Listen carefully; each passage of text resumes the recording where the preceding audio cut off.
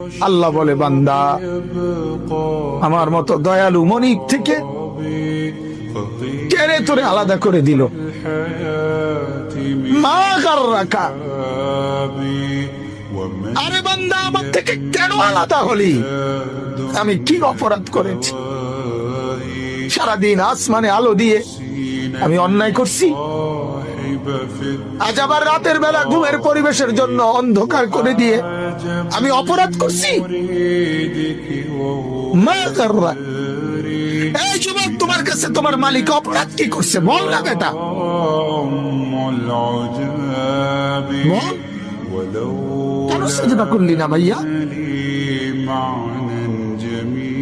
আল্লাহ তোমার কাছে কি অন্যায়টা করছে? কি অন্যায় কি না দিছে মালিক?